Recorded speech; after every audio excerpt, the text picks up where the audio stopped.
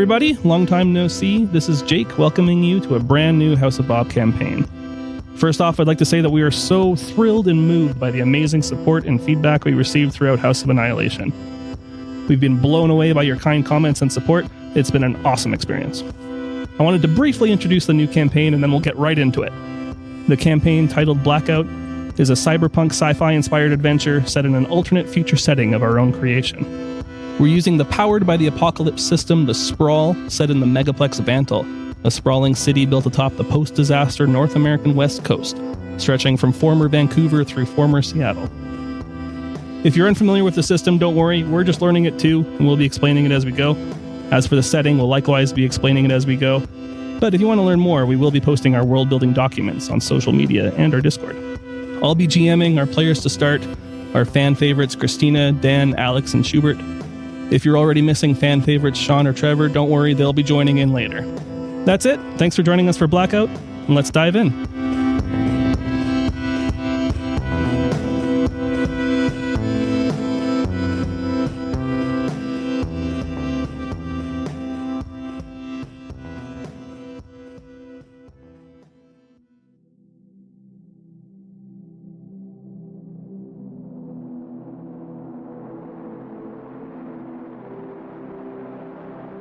We open on a densely packed city street, filled with a throng of people rushing to and fro in a constant stream.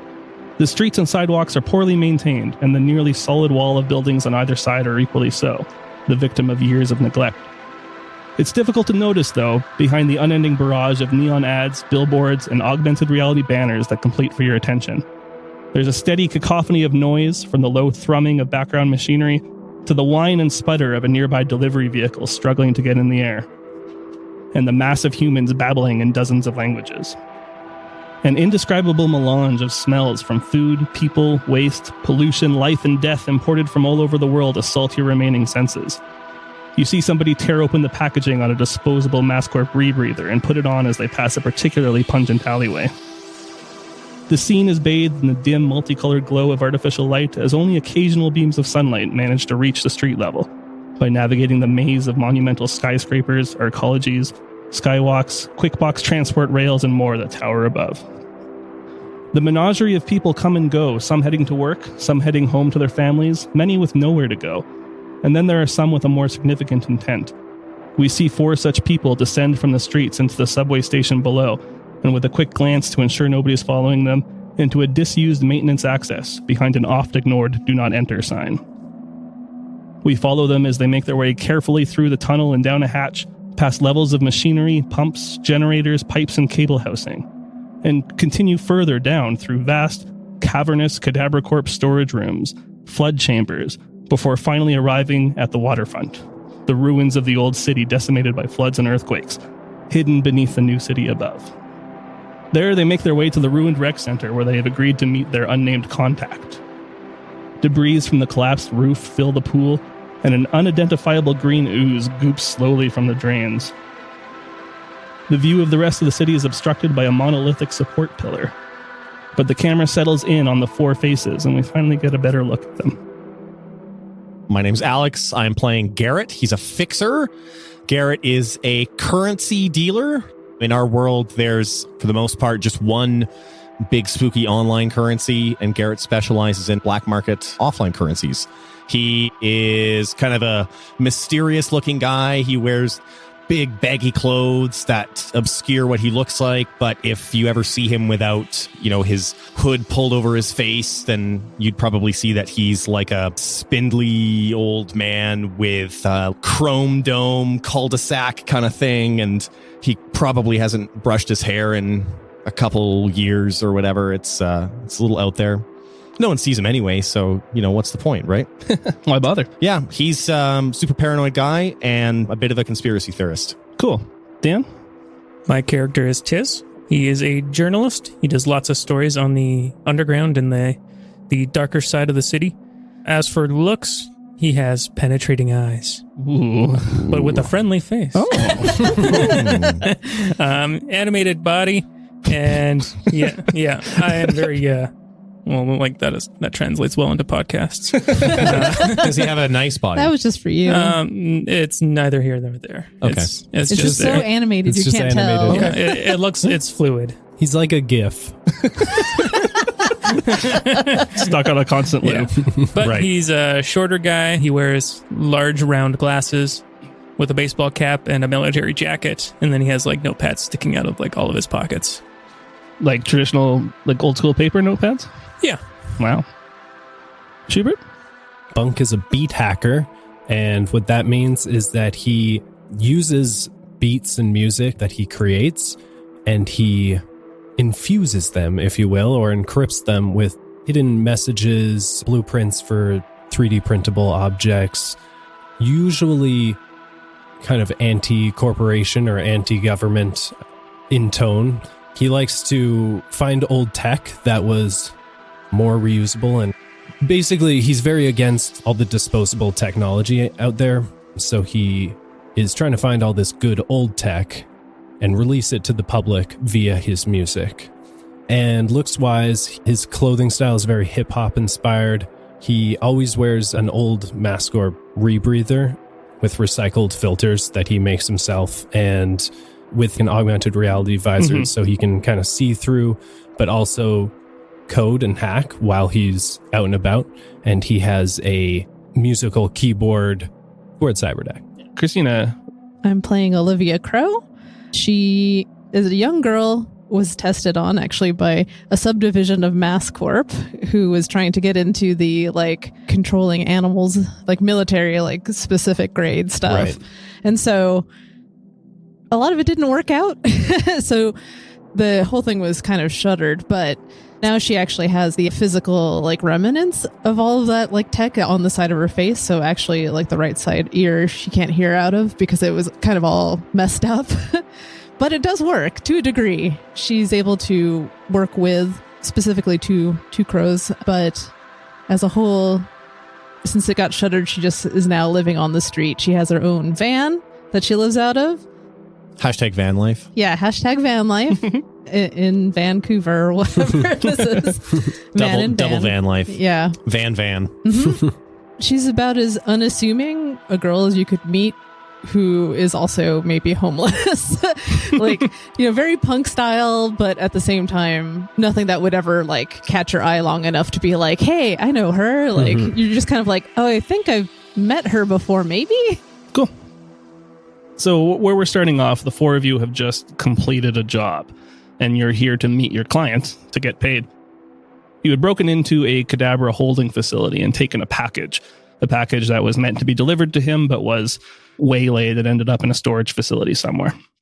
Who is carrying this box? It's a brown cardboard box. It's about not even a foot long by a foot long, and it seems unassuming. I ain't about that life. I love boxes, so I'm carrying it. What's in the box?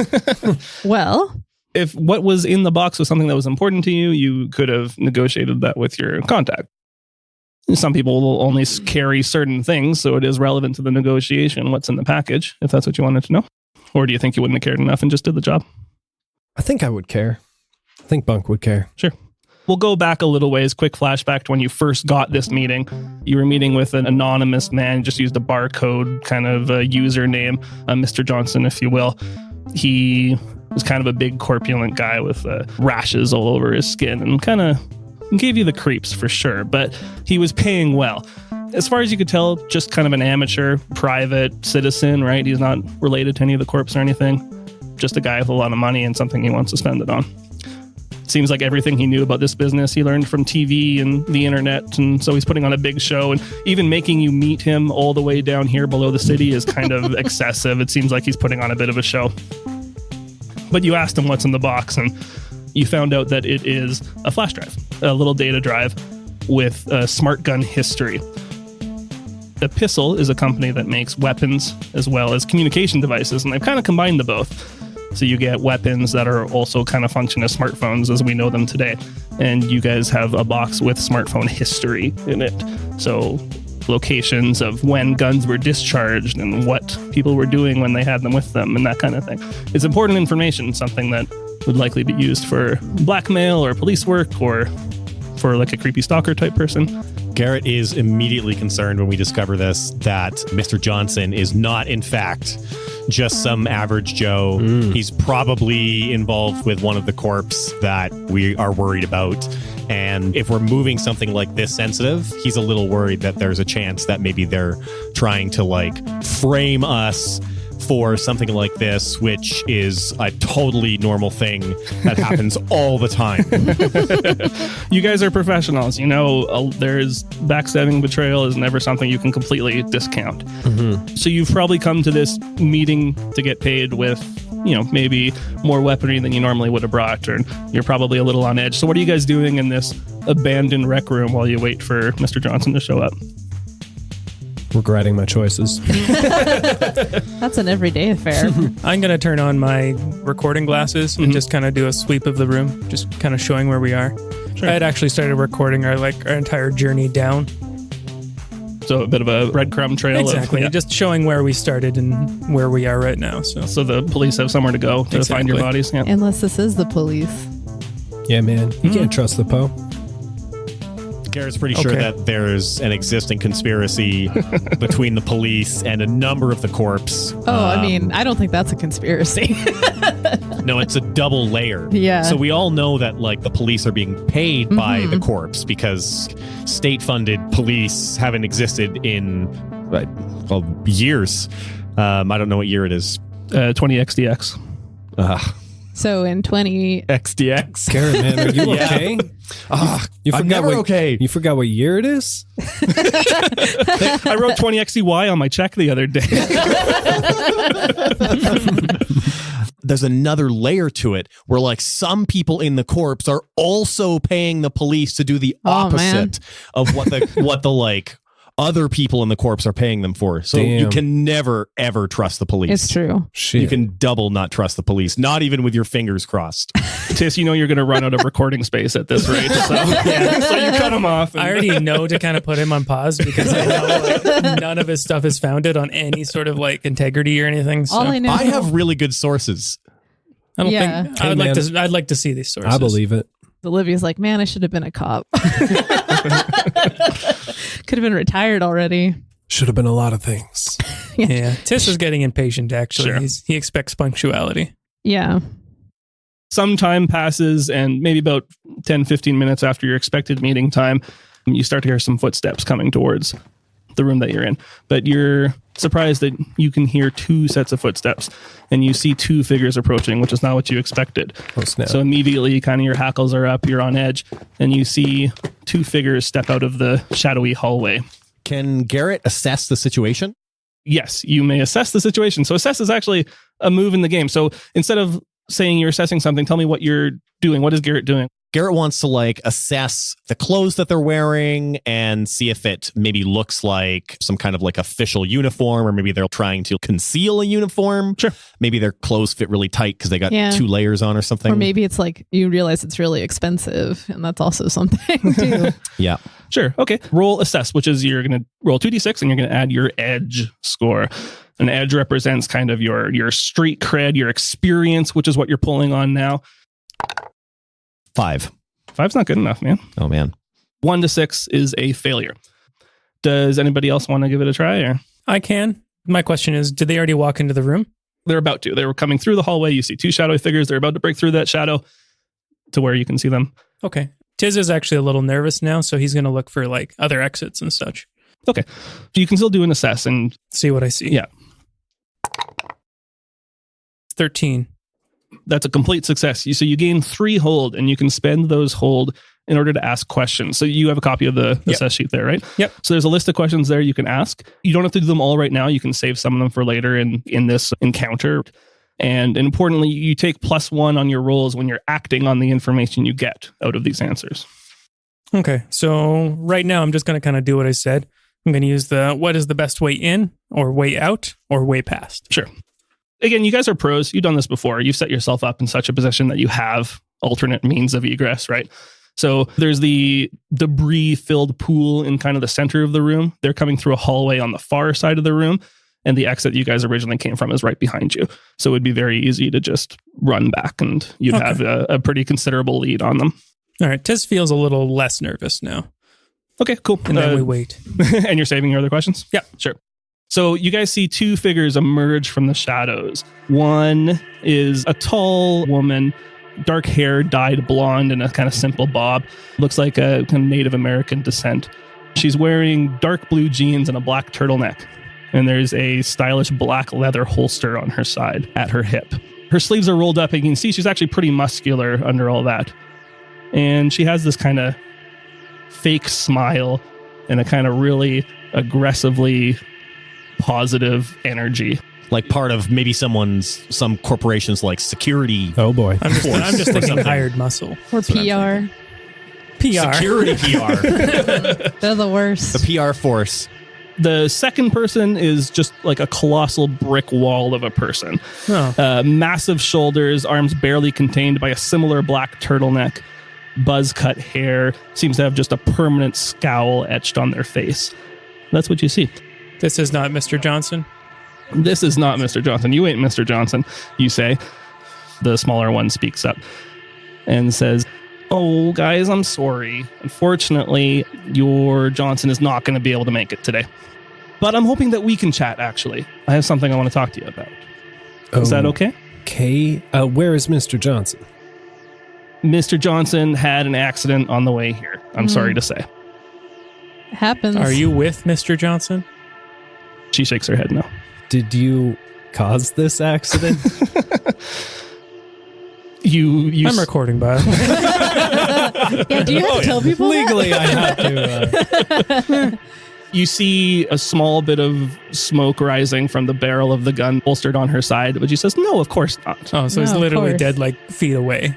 If it's still Yeah. smoking, she probably like caught him on the way How down. did we not hear the gunshot? Maybe it's just silenced. Yeah. Garrett So- like nervously and instinctively palms his holdout pistol. For sure. Okay. Bunk's definitely trying to keep the situation from escalating. All right. What did you want to discuss, ma'am? The two figures step forward just out of the hallway. They're still giving you lots of space. Garrett, you notice when you palm your holdout pistol, the first woman notices. Doesn't do anything about it, but notices. She steps forward and says, "My employer is interested in what you have there, that package. That data belongs to us, and we don't want it falling into the wrong hands. I hope you understand." Who's your employer? I work for Epistle. Mm-hmm.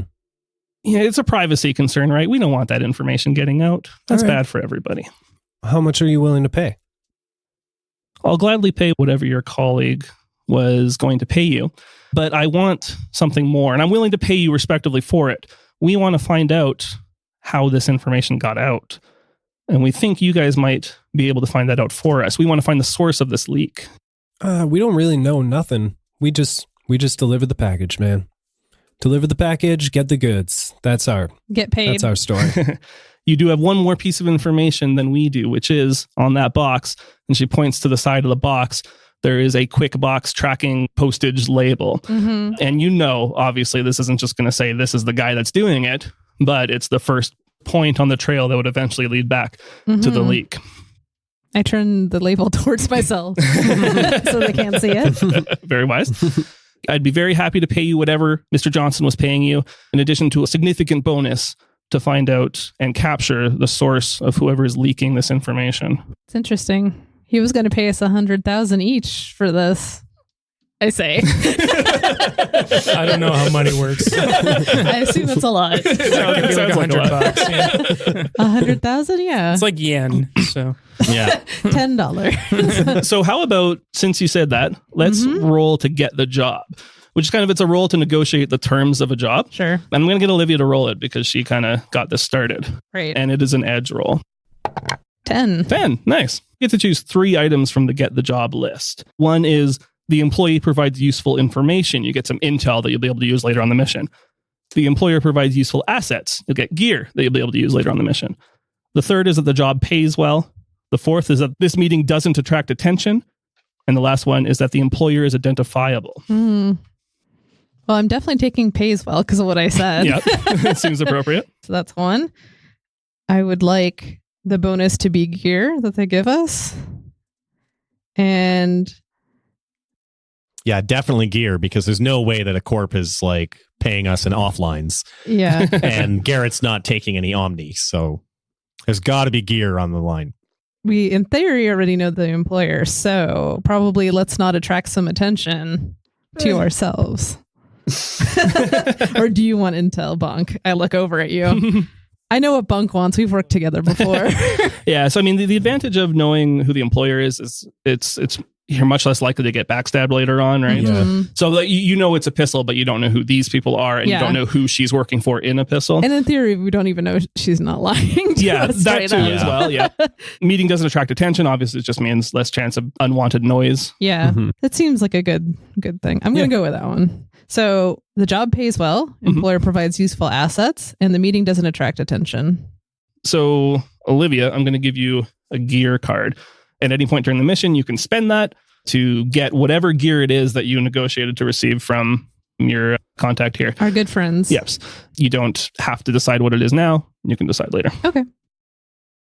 So you guys negotiate on the numbers a little bit, and you settle in a number that is, it's generous. It's more than twice what you would have got for this mission originally. So you're fairly pleased with the results of the negotiation. She's also willing to lend you, a little bit of equipment that you might need on the mission. And fortunately, since you're kind of overly paranoid, Johnson originally chose this weird location deep in the bowels of the city. You're not going to get any more unwanted attention. The woman continues, so that's the situation. I think you guys have the information that you can find out where this leak is coming from and put a stop to it. We would like them captured alive because we have some questions for them. You understand? Of course. Do we have to capture them, or can we just give you a name? If you want to get paid, you'll want to bring him to us, please. Well, she said so nicely. Yeah, we're not the muscle though. We're like intel guys. Well, it looks like we're changing jobs. I'll ask one other thing, which is quite likely this mission is going to put you up against some Epistle assets. We would appreciate minimal damage to Epistle assets and equipment. Do what you can. There is a bonus in it for you if you manage to not cause any irreparable damage to our assets. That includes the target. We'll do what we can. I put my hand out. The woman who's been speaking to you steps forward and holds out her hand, and you guys shake on it. Very old-fashioned tradition. Yep. Are we going to give her the data key and then just keep the box kind of thing? She didn't ask for it, actually. We probably need it. Okay. Yeah, keep it for now until you finish your mission. Before you guys leave, she actually stops you and says one more thing. Please do your best to keep this quiet. As long as my boss is the only one who really knows about this, we can keep it contained. If the rest of the Epistle execs find out about this, they're going to resort to much more drastic measures to close up this leak. And we wouldn't want any collateral damage. Of course. Garrett doesn't look happy about that. Garrett is side-eyeing hard at the moment. Garrett's just waiting for them to leave the room. Yeah, Bunk is the same. He's just slowly nodding like, So she gives you a contact number and a username that you can get in touch with her afterwards. It says Nickel is her username and encourages you to get in touch with her soon. And she leaves along with her meat person. As soon as they're like out of earshot, we don't hear them walking around anymore. Garrett uses his cyber comms. Garrett is going to use his I know people ability. Garrett knows a programmer at Epistle, and this programmer owes him a favor. So Garrett's going to call him and see if he can find out if this contact knows like anything about who these people are. Sure. Yeah, sounds good. I feel bad for anyone who owes Garrett favors. What did you do that makes this person owe you a favor? I helped facilitate a trade. This programmer has some habits that they wouldn't want normal people knowing about. Habits that require access to the black market to fulfill.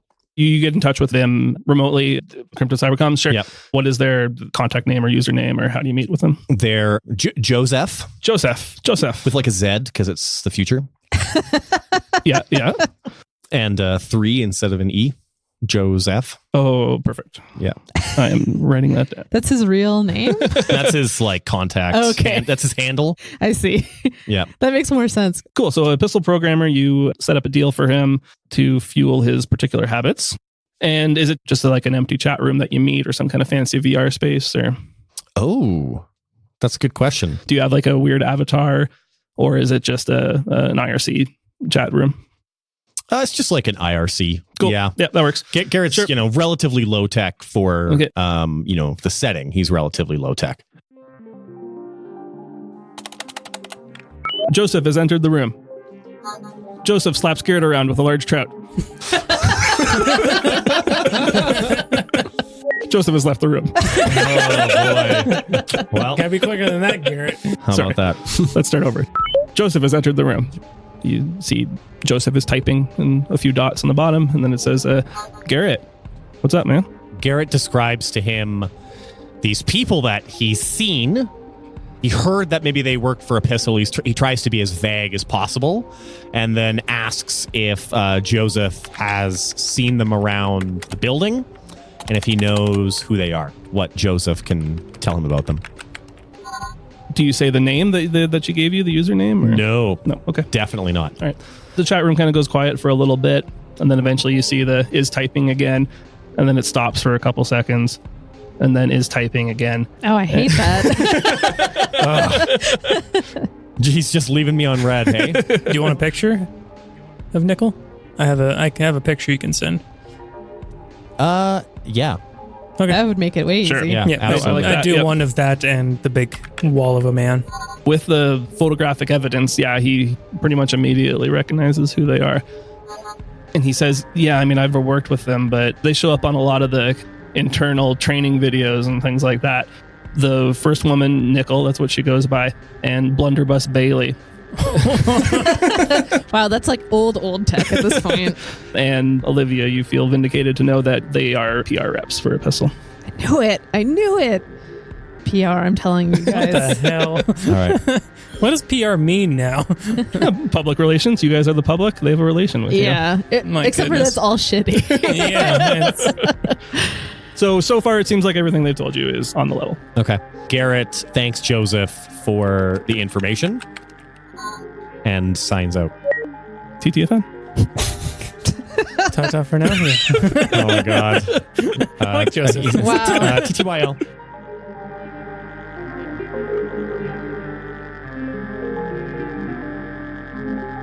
Kind of think we need almost like, not necessarily a headquarters, but someplace we can all sit down and chat. Yeah, where's your hideout? I got a van, you guys. All right, my place it is. I'll drive. Okay. I mean, I'm driving anyway. Yeah, I don't have a car, so that works for me. Don't move anything. It's all You don't in have the a home? exact I don't right have a place. car. This is my home. And I came here on my bike.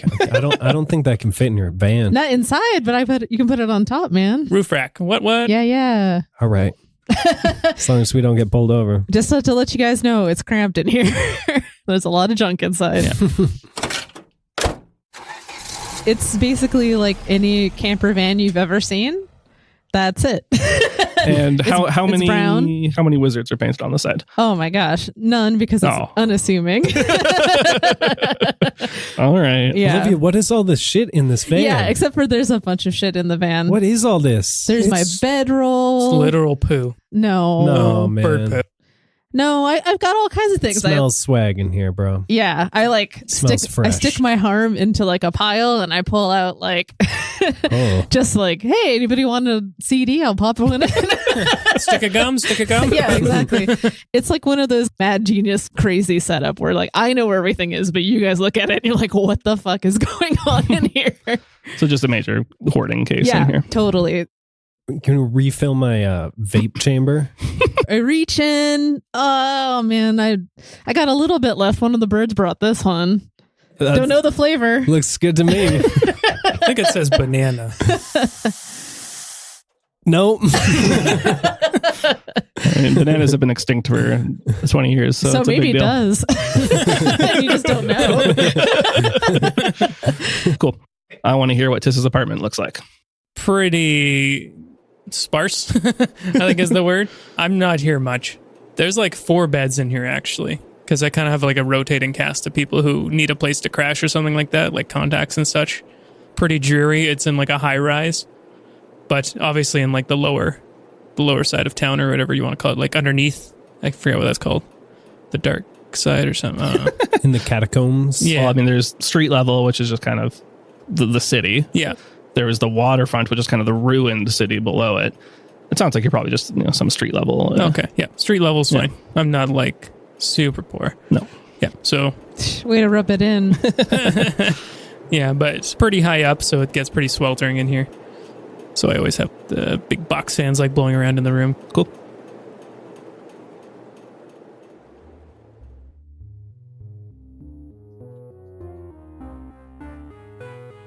This kind of is the start of the legwork phase, which is when you guys are doing your research and you're talking to people and figuring out how you guys are going to go about doing this. So a couple of you have abilities that you roll at the start of a mission. You have your scavenge ability. Yeah. Did you end up picking a 3D printing bunk? Yeah, I'm going for that. Okay, so you'll roll that as well right now. Yeah. And Tiss is going to roll nose for a story. 8, actually. Right. So do you want to describe how you're doing your scavenge ability? Yeah, so basically I'm going through my crows, Jack and Belle. You know, I kind of let them know sort of what I'm looking for or what I hope that they can bring back informationally. Usually it's just shiny stuff, but sometimes it's very useful. So your kind of ability, it has the requirements or the condition that the gear that you get, has to be something that a crow reasonably could have picked up, right? So it's not going to be some big weapon or something, but some little tiny shiny thing that you can use later. Yeah. Obviously, they wouldn't bring me like, a new suit, but maybe they bring me like the tag to the dry cleaner that I could redeem for some clothes or something. It'll definitely gives you some license to be creative. Yeah. So you have another gear card to use. Cool. Bunk, how did it go? 9 on my 3D printing. Okay. So 3D printing I did a little differently. You always get 3 gear for it, but you usually have to pay an additional cost. Either pay a cred, or you can advance either the legwork or the action clock by 1, because it's going to take more time, or you're going to have to talk to more people in order to get it done. Okay. What does that do when you advance the legwork or action clock? As the legwork clock goes up, it kind of means you guys are generating more noise on the mission, right? More things are getting out, more rumors are getting out, more people are hearing about that something's going down. As the legwork clock goes up, the more the target knows that something is happening, right? So the higher the legwork clock is, maybe they'll bring in more security, maybe they'll have additional surveillance drones or something like that. All right. The action clock kind of works the same way. It represents, like more forces being deployed or, your target escaping, something like that, right? If the action clock ever gets to midnight, the mission is a failure. Okay. And then you said you're going to have to go back to cred. Yes, you guys stake credits on the success of the mission. Oh. So this represents a few things. It represents all your incidental purchases like your ammo and your gas and transportation and things like that. But it also represents you guys are staking your reputation on completing this mission, right? And you guys are professionals. Reputation is one of the most important things in order for you to get jobs in the future. So you choose 1 to 3 cred that you're staking on the mission. And normally on success of the mission, you'd get 2 times that back. This job, they were already planning on paying you more because they were paying for the other mission as well. But you also chose it paid well. So this is going to be a big one. It's going to be 4 times whatever you stake. Oh, man. However, if you stake 3 credits, you are making a lot of noise and the legwork clock will go up for each person that staked 3. Oh, shit. Man. I don't have any faith that this mission is going to be a success. Yeah. Garrett, however, is greedy. He's motivated by financial gain, so he's going to bet the maximum number of credits. He's going to bet 3. Okay, so you stand to gain profit, but we'll see how it goes. Do I get experience for that? You do. You mark experience. Nice. They're going to probably pay an Omni, just to let you know. Yeah, but they're also giving us some gear and stuff. That's true. If need be, I can always launder it. Tiss, how much are you staking on the success of this mission? I'm doing just 1. So I rolled the nose for a story. I get 1 hold because I rolled an 8. What I want to do is find a piece of evidence that links this mission to a current story. So I'm going to start the story clock for myself. Is that how that works? That option there is if you already have a story clock going and you want to advance it, right? So you want to can't start one. No, so you want to find something to start a story about. I see. You may be able to turn what we've talked about so far into a story. You might want to wait until you have some little juicy morsel to build to turn into a story. So you can save that. You don't have to use it right now. But I'm just going to risk 1 credit. Okay. Bunk, how much are you staking on? Bunk, I think, is also going to risk 1. He doesn't have a lot of faith that this mission is going to pan out. Bunk's a little worried about all this epistle jazz. Fair enough. And finally, Olivia. Yeah, Olivia's not sure about this mission either, even though I was the one who kind of negotiated it because I saw an opportunity. And for that reason, I'm going for 2 cred, but I don't want to rock the boat too much. So she's willing to risk 2, but hoping to win big on it. Sounds good. One other thing we hadn't done yet is the objectives of this mission. And when you complete those objectives, you get experience. Hooray. And the first one is to take the job. So everybody gets 1 experience. All right. Just taking the job. I almost didn't take the job, so... And 10 experience you get to trade in for an advancement. Cool. Determining the source of the leak is the next objective. Securing the leak is the third objective. Finishing the job is the last objective. Delivering the leak to Nickel and Bailey. And then there is a bonus experience available for ensuring that no epistle assets are damaged.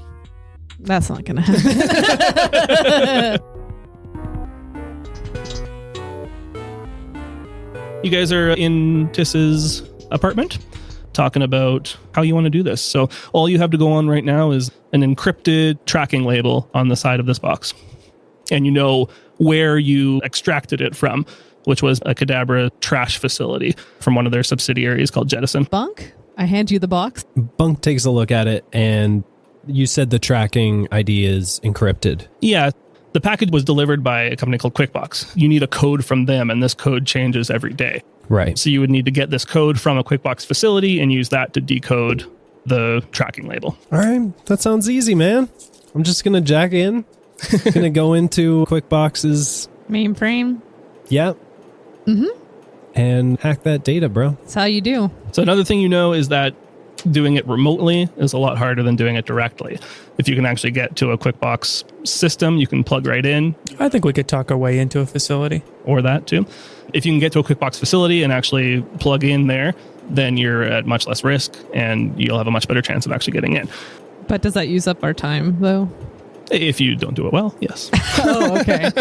I see. It's also a lot of work, man. I'd have to get off the couch. So there's also other things you can do. Yeah, absolutely. You can go talk to people. You can go to either of these facilities, the QuickBox one or the Cadabra one, and ask around. There's a research role you can do, which is literally just getting online and seeing what you can find out, right?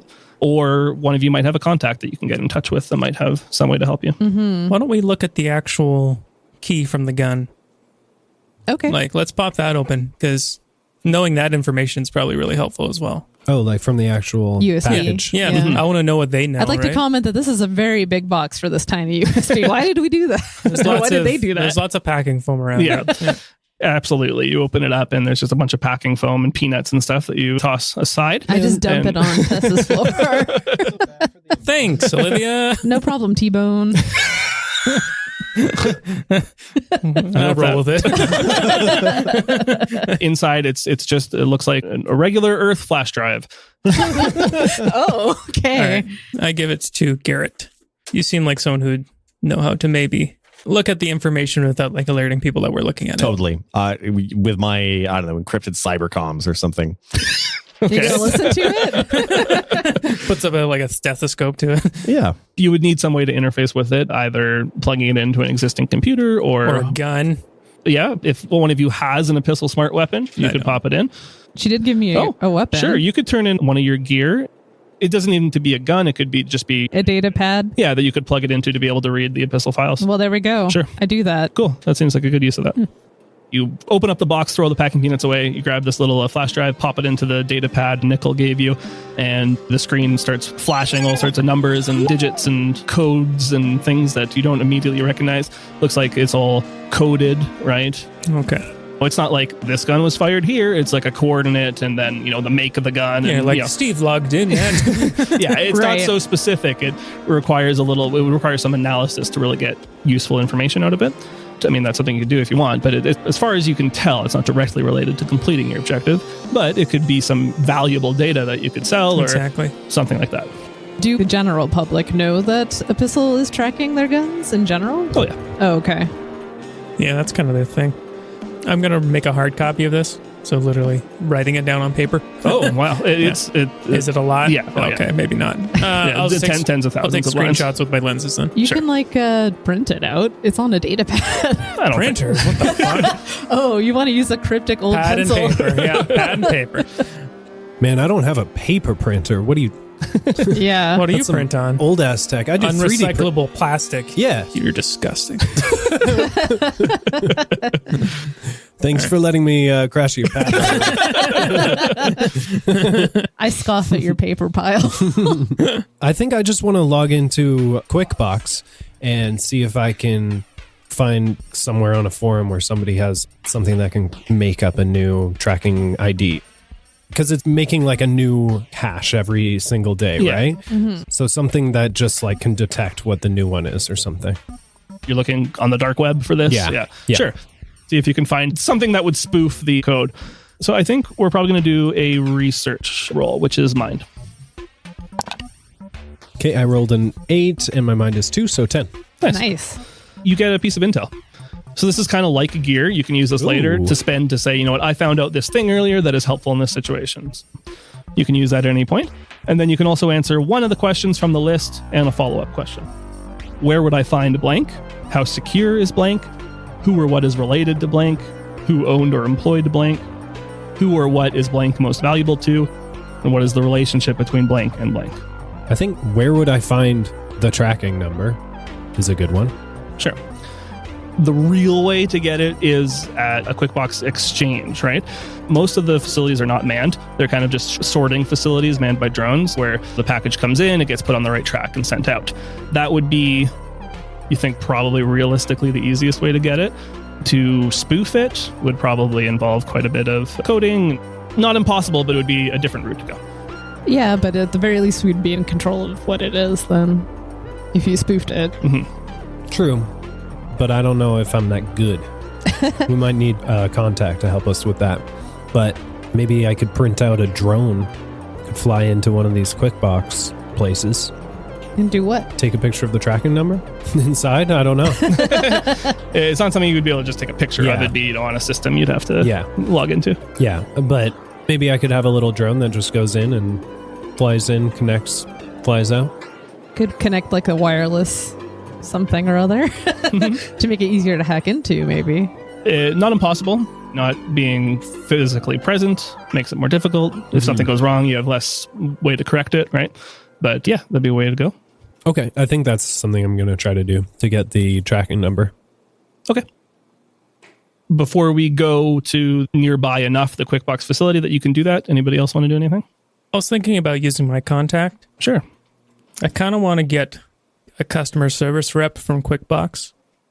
Okay. So someone who I can phone up and maybe ask some questions to. Okay. Sure. So you trade in your Clara contact card. So first describe who this person is and how you know them and why they owe you a favor or why you owe them a favor. Okay. So we're going to meet up with Michael. He owes me a favor because I ousted his landlord for basically skimming from all of his tenants. And I wrote like a big expose on the landlord. So I ended up saving him and all of his neighbors a bunch of money. Cool. How do you get in touch with Michael? I might go meet him up in person. I know where he lives since I was like doing a bunch of... Gonna jump out of the bushes. Michael! No, I'll ask him if I can swing by his house or something. Okay. Sure. You shoot him a message and say, hey, can we meet up after work? And he says, yeah, sure. I'll be there at 6. And let's say at a bar, actually. Sure. Yeah. You have a seat at the bar stool. Michael walks up. What does Michael look like? What's his deal? He is... tall, dark, and handsome. Kinda. Well... I never thought it would happen to me. Take my breath away. We'll see how well you roll first. Yeah. He's Indian. He's tall. He's got a sweet beard. Sweet beard. Yeah. Got it. Cool. Mr. Send your fan art. Of Michael Sweetbeard. Michael Sweetbeard the third. To houseofbobpodcast@gmail.com. I love that that's his last name.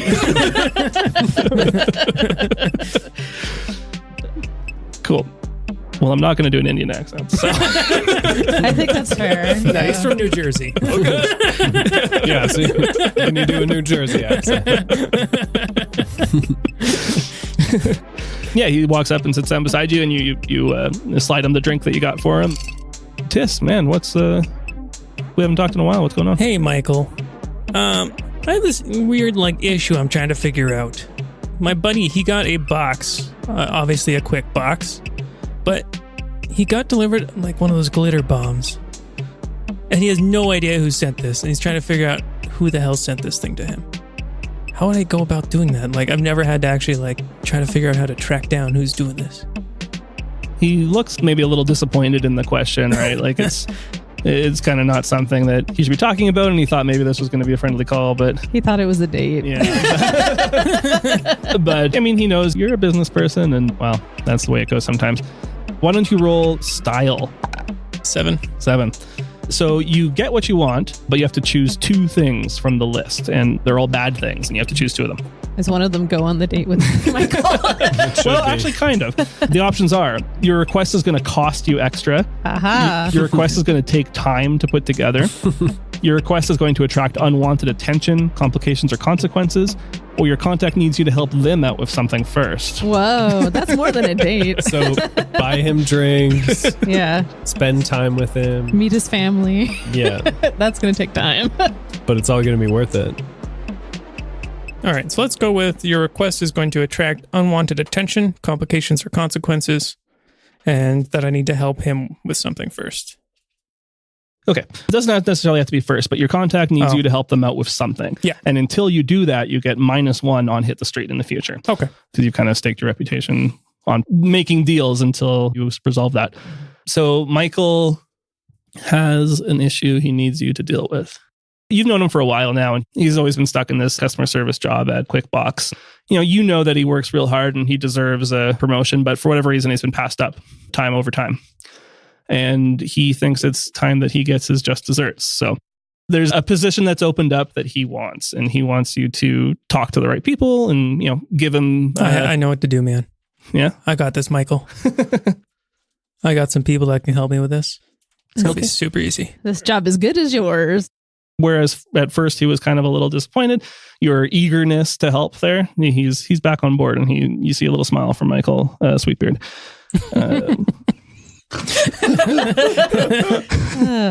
It's a good name. A wink.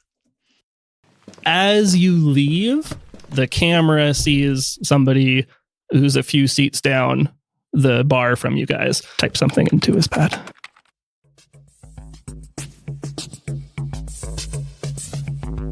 So I'll head back to the apartment where you guys are. I assume still. Sure. Mm-hmm. I'm always just here. waiting for you.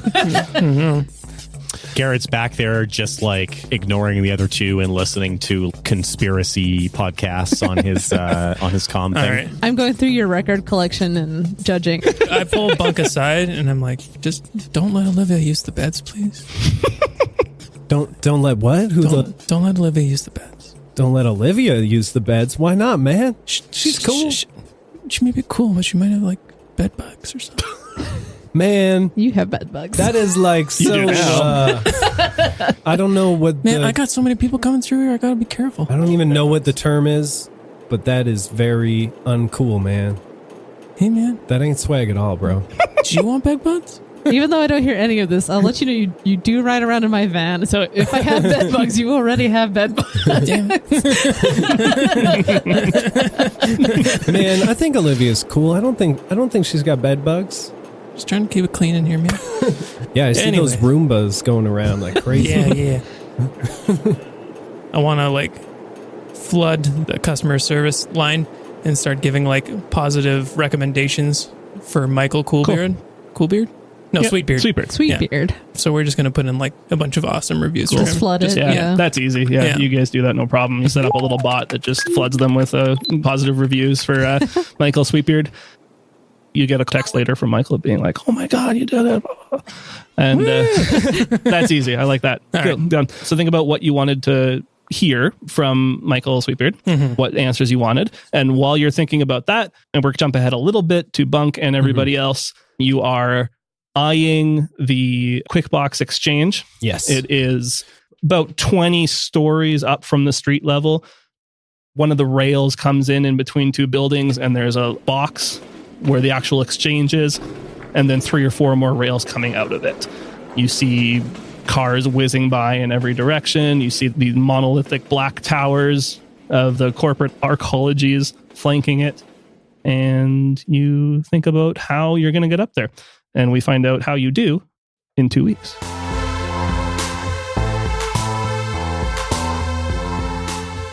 Thanks for listening to The House of Bob. Audio production is provided by Astronomic Audio.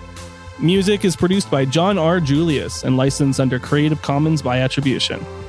If you like what you hear, be sure to subscribe for more content, give us a 5-star rating on Apple Podcasts, follow us on social media, and join our Discord server. Blackout is made possible by our amazing Patreon supporters: Ray Kearney, Tom Wesley, Rob, Bluckett12, Jessica, Kieran Duffy, Mike of the Tales from the Glass-Guarded World podcast, Sylvia Douglas, Luke Conroy, and Volt. If you'd like to be a part of making this podcast possible, please visit patreon.com/thehouseofbob.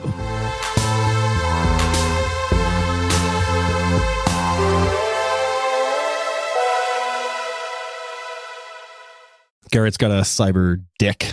Oh boy. It's already started. So